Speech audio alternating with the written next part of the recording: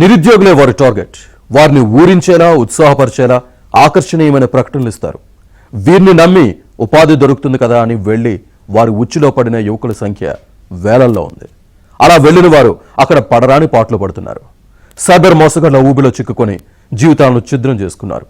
Cyber మోసగాళ్ల ముఠాలో బందీలుగా మారి నేరాల్లో భాగస్వామ్యం అవుతున్న అభాగ్యులు ఎందరో. కేవలం 3 నెలల్లోనే 1500 మందిని భారత ప్రభుత్వం రక్షించి స్వస్థలాలకు పంపించింది.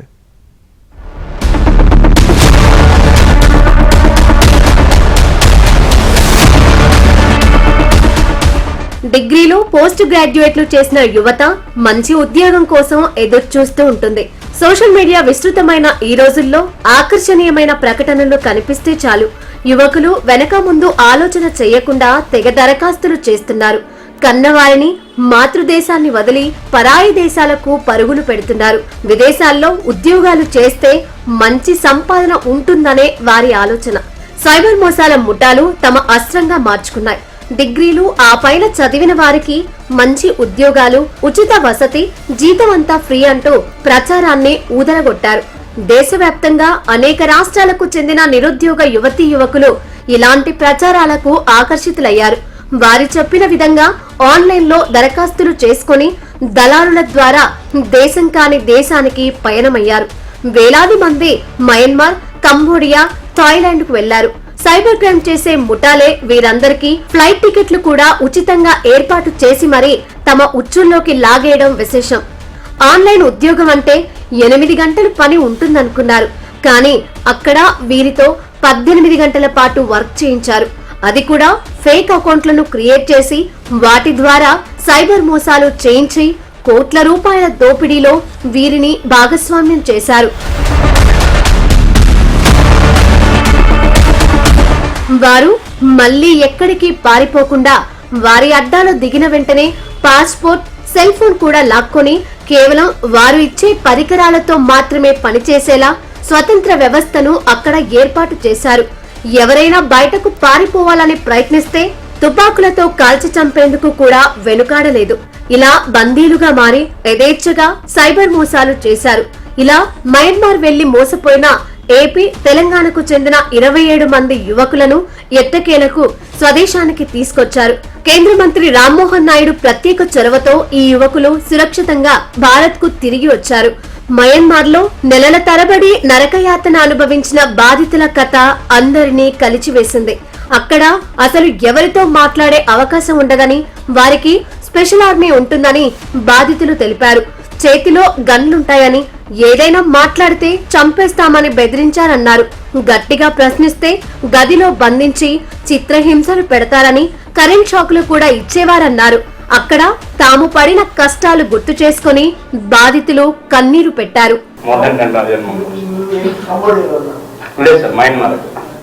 ఇండియన్ ఎంబసీ, మయన్మార్ ఎంబసీకి సరెండర్ అయ్యి మన ఇండియన్ ఎంబసీ రియాక్ట్ అయ్యి కార్గో ఫ్లైట్ చేసి తీసుకొని వచ్చి మన ఏపీ పోలీసులు ఢిల్లీలో నుండి తీసుకొని వచ్చారు సార్. మా ఫోన్స్ తీసేసుకుంటారు సార్. వాళ్ళు స్పెషల్ ఆర్మీ. నేను అప్పుడు వెళ్ళగానే ఫస్ట్ నేను 1 వీక్ వెళ్ళాలంటే వాళ్ళు జైల్లో పెట్టేస్తారు సార్. గన్స్ తీసుకొని వచ్చి వాళ్ళు స్పెషల్ ఆర్మీ ఉంటారు. స్కామింగ్ జరిగేదట వాళ్ళు స్పెషల్గా పెట్టేస్తారు సార్. పెట్టేసి ఫుడ్ ఇవ్వని అంటారు, మీరు చేయాల్సిందే అంటారు. ఇంకా ఇంటికి వెళ్ళాలంటే మీరు వెళ్ళలేరు, ఇక్కడే ఉంటాం, మేము గన్స్ ఉంటే మేము వెపన్స్ యూజ్ చేయొచ్చు లీగలే అంటారు. ఉన్నాం సార్. వాళ్ళు పక్క నుండి వాయిస్ చెప్పనేవారు సార్. గన్స్ పట్టుకొని కూర్చొని మాట్లాడతాం చెప్పలేదు సార్. వాళ్ళు చెప్పారు సార్ ఇక్కడ హోటల్లో జాబ్ అని చెప్పారు. సో జాబ్కి వెళ్ళిన తర్వాత అక్కడికి వెళ్ళిన తర్వాత హోటల్ లేదు, ఏమీ లేదు, కంప్యూటర్లు ఇచ్చి ఇక్కడ వర్క్ చేయమన్నారు. నాకు అసలు ఈ వర్కే తెలియదు, అది కానీ మేము ట్రైనింగ్ చేస్తాం, మేము వర్క్ చేస్తాం, చేసేవాళ్ళు అని చెప్పారు. నేను చేయను సార్, నేను వెళ్ళిపోతాను, నాకు సంబంధం ఏం తెలియదు, నాకు తెలియదు అసలు ఏంటో కూడా. వెళ్ళిపోతాను అంటే నా పాస్పోర్ట్, ఫోన్ తీసుకొని 10 లక్షలు అయింది. 10 లక్షలు అంటే మీ ఇంటికి వెళ్ళి లేకపోతే లేదని చెప్పారు. 10 లక్షలు అయినందుకు అసలు నేనేం చేశాను, నేను డబ్బులు కట్టాలి, మీకు వచ్చాను మామూలుగా నాకు అసలు వెళ్ళిపోతానంటే పంపించలేదు సార్.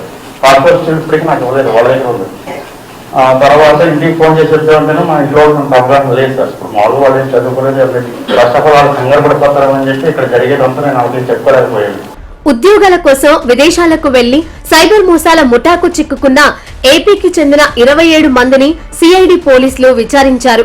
అసలు ఏ విధంగా వారి ఉచ్చులో ఇరుక్కున్నారు, అక్కడకు ఎలా వెళ్లారు, ఆ ప్రాంతంలో ఏ విధంగా మోసాలు చేయిస్తున్నారు అనే అంశాలపై వారి ద్వారా సమాచారం తెలుసుకున్నారు. ఇవాళ ఏపీ సిఐడి కార్యాలయానికి వీరిని తీసుకొచ్చారు.